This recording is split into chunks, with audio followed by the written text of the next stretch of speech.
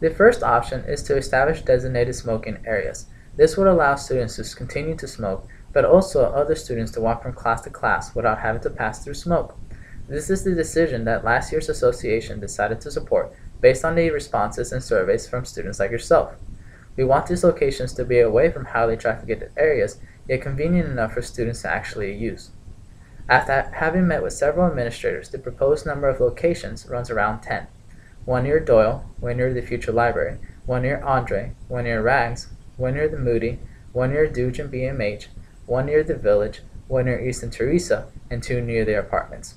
These smoking areas will be designed one of two ways.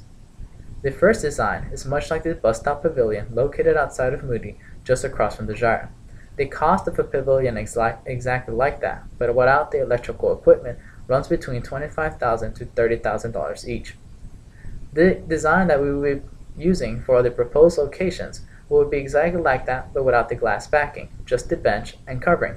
This would bring down the cost to $15,000 to $20,000 for each pavilion. The second design would be a gravel area with a bench and no covering. This would end up costing between $8,000 to $12,000 for each location.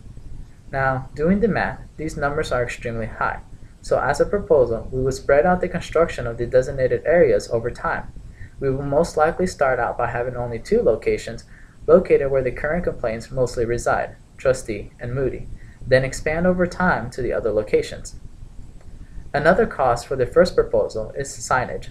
Based on the information from the university on the current cost of signs, each sign runs around $400 to $450 each. With designated smoking areas, we would need two signs to accompany each area, one to establish where one cannot smoke and another to establish where one can smoke. The last part is enforcement. This is going to be a very important part to this proposal as well as to any other proposal. UPD will not be able to efficiently enforce any proposal since they do not have the number of officers required to ensure that everyone is following the policy.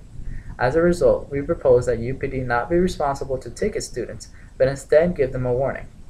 It would have to be we the students that enforce the policy by making it a social norm to only smoke in the designated areas. We can also allow administration like RRDs and such to be able to discipline students that are not abiding by the policy repeatedly. This is essentially what the smoking locations will look like. Thank you.